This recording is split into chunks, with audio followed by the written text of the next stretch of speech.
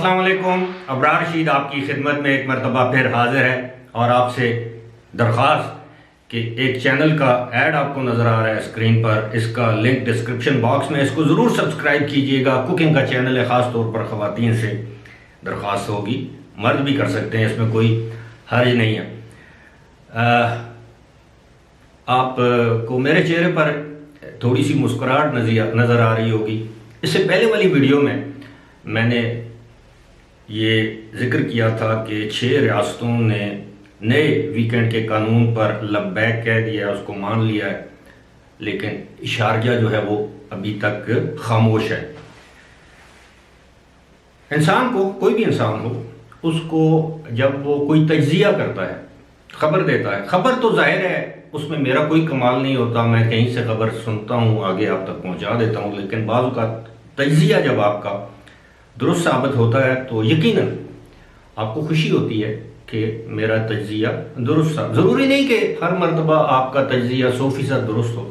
अब शारजा की गवर्नमेंट ने भी इत्तफाक कर लिया है यूएई की वफाकी हुकूमत के साथ, लेकिन मशरूत इत्तफाक।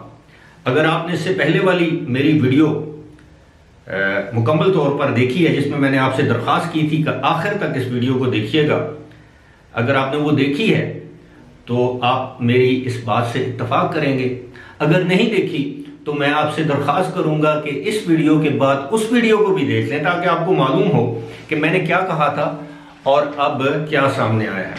अब सूरत हाल ये है कि शारजा की हुकूमत ने ये ऐलान कर दिया है कि जी हाँ, अब वो भी इस फैसले से मुत्तफिक है, इसको अडॉप्ट करेगी, लेकिन एक अपनी शर्त आयद कर दी है। शर्त क्या?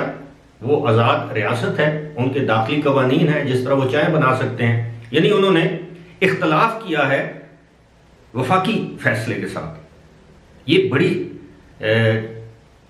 अहम बात है और गौर तलब बात है। इख्तलाफ कैसे किया? जिस तरह जज होते हैं सुप्रीम कोर्ट के, अदालत आलिया के, यानी हाई कोर्ट के, हमारे मुल्क में जज फैसला दे देते हैं। वो जज जो है, एक जज उस फैसले से मुत्तफिक होता है, लेकिन साथ में अपना एक इख्तलाफी नोट लिख देता है कि मुझे इस चीज़ से इख्तलाफ है, अलबत्ता मैं अपने बाकी जो जज साहिबान हैं उनके साथ मुत्तफिक हूँ। इन्होंने भी ऐसे ही किया है। अब शारजा ने क्या किया? शारजा ने कहा कि नहीं जनाब, हम 4.5 दिन का वीक और 2.5 दिन का वीकेंड नहीं मनाएंगे, हम 4 दिन का वीक और 3 दिन का वीकेंड मनाएंगे। जी हाँ, उन्होंने कहा कि हम जुमे की आधी छुट्टी को नहीं मानते, नमाज के तब्दील किए गए औकात को नहीं मानते, लिहाजा शारजा में बसने वाले लोग अब हफ्ते में 3 दिन छुट्टी करेंगे। जुमे की छुट्टी, हफ्ते की छुट्टी, इतवार की छुट्टी। यानी हफ्ता इतवार तो वफाकी जो सतह पर छुट्टी का ऐलान पहले ही कर दिया गया था। अब शारजा ने क्या किया है कि जनाब शारजा में ऐसा नहीं होगा, जुमे के दिन भी छुट्टी होगी। मैंने पहली वीडियो में मैंने जिक्र किया था कि शारजा की गवर्नमेंट जो है वो इंतहाई, जिसे कहते हैं ना, शरीयत के ऐन मुताबिक वो गवर्नमेंट चल रही है। वो शरई एतबार से सोचती है, वो ये नहीं देखती कि लोग क्या सोचेंगे। लिहाजा अब ये देखें, ये तो एक मामूली सी बात है कि जुम्मे की छुट्टी, आधी छुट्टी, 12 बजे ऑफ, उसके बाद 1:15 बजे नमाज। नहीं, शारजा की गवर्नमेंट ने कहा है कि जुमे के दिन मुकम्मल छुट्टी होगी। यानी अब शारजा में रहने वाले लोगों की तो अय्याशी ईद, जुम्मा, हफ्ता, इतवार, 3 दिन छुट्टियां, पीर, मंगल, बुध, जुमरात 4 दिन काम, और काम भी क्या, 3:30 से सुबह 7:30 से 3:30 बजे तक। ये हुई ना बात, ठीक है। अब आपको समझ आया होगा, ये समझ आ गई होगी कि मैं पहली वीडियो में किस बात की तरफ इशारा कर रहा था कि अगर ये एक मामूली नवैयत का फैसला, जिसके मेरे दानिश में कोई शरीयत पर इतने ज़्यादा असरात नहीं मुरतब थे, नमाज का वक्त ही तब्दील हुआ है ना पाकिस्तान को, जिस तरह मैंने पहले बताया, पाकिस्तान में तो 1:30-2 बजे भी जुमे की नमाज होती है। कुछ दुकानदार दुकानें बंद कर देते हैं सारा दिन के लिए, कुछ दुकानदार जो है दुकानें जुमे की नमाज के वक्फे के दौरान बंद कर देते हैं, बैंकों में नमाज का वक्फा किया जाता है, वगैरह वगैरह। अब असल बात क्या है? वो गैर शरई कानून जिसमें शादी के बगैर मर्द और औरत को एक कमरे के नीचे रहने की इजाजत दी गई है, जिनसी ताल्लुकात कायम करने की इजाज़त दी गई है, नाजायज़ औलाद पैदा करने की इजाज़त दे दी गई है, चाहे कोई मुस्लिम हो या गैर मुस्लिम हो।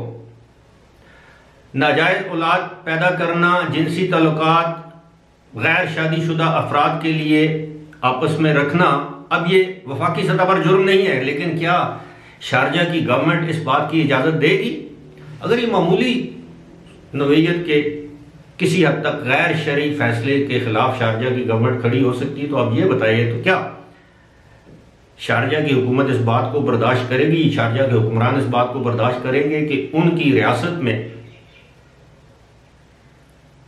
शादी के बगैर जिनसी ताल्लुकात कायम रखना ज़िना है? तो क्या वो अपनी रियासत में इस तरह के कवानीन को बर्दाश्त करेगी जिन कवानीन के तहत ज़िना को जायज़ करार दे दिया गया हो?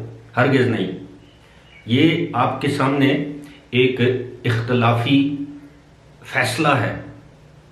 इत्तफाक तो उन्होंने कर लिया है, लेकिन अपनी मर्जी के मुताबिक, यानी वफाकी हुकूमत के फैसले से इत्तफाक किया है, लेकिन अपनी मर्जी के मुताबिक कि 3 दिन हम छुट्टी करेंगे जनाब, आप जो मर्जी ये करें। जुमे के दिन कोई काम कारोबार नहीं होगा, कोई दफ्तर नहीं जाएगा। ये मैं हमेशा से आपको इस बात पर कायल करने की कोशिश करता रहा हूं, आगाह करने की कोशिश करता रहा हूं कि ये जो बाकी 6 रियासतें हैं, ये अगर शुमाल की तरफ जा रही हैं तो शारजा का रुख जनूब की जानब है। कवानीन के हवाले से, शरीयत के हवाले से मैं बात कर रहा हूं, लेकिन उनके अपने कवानीन हैं, उनको झुटलाया नहीं जा सकता। लिहाजा मेरे भाइयों, ये मैं समझता हूं, अब आप इस बात को भी याद रखिएगा, ये यूएई की तारीख में उनके वफाकी सतह के फैसलों में शारजा के इस फैसले को एक मामूली सी एक दरार समझिएगा। मामूली सी, कहते हैं आईने में, शीशे में एक मर्तबा एक छोटी सी लकीर आ जाए, वो लकीर खत्म नहीं होती, चाहे वो आपको अच्छी लगे या बुरी लगे, आप उस लकीर को खत्म नहीं कर सकते। मुमकिन है शारजा की गवर्नमेंट पर बहुत ज्यादा दबाव हो, इसलिए उन्होंने ये फैसला कर दिया है। मुमकिन है, क्योंकि अगर उन्होंने बाकी रियासतों के साथ मिलकर फैसला करना होता तो उन 6 रियासतों के साथ मिलकर यही ऐलान करते, तो 7 की 7 रियासतें ये ऐलान कर देती। अब यूएई की जो हैसियत तरकीबी है, वो बुनियादी तौर पर 7 रियासतों पर कायम एक वफाक है। जिस तरह हमारे यहाँ 4 सूबे हैं, उस पर एक वफाक है, 4 सूबे उसका हिस्सा हैं। हमारा तो आईन ये कहता है कि सूबों की आज़ादी होनी। इसी तरह उनकी जो 7 रियासतें हैं वो एक वफाक को कायम करती हैं, लेकिन अंदरून खाना तमाम दाखिली कवानीन के लिए हर रियासत अपने तौर पर आज़ाद है। ये उनके आईन में लिखा है। और उनकी जो फेडरल सुप्रीम काउंसिल है, उसमें तमाम रियासतों के नुमाइंदे, हुक्मरान या डिप्टी हुक्मरान बैठते हैं, तब फैसला होता है। और चंद फैसले हालिया तारीख में ऐसे किए गए हैं जिसमें शारजा को एतमाद में नहीं लिया गया, फेडरल सुप्रीम काउंसिल को एतमाद में नहीं लिया गया, जिसमें इसराइल को तस्लीम करने का एक फैसला भी शामिल है। फिलहाल इसी के साथ मुझे दीजिए इजाजत। खुदा हाफिज।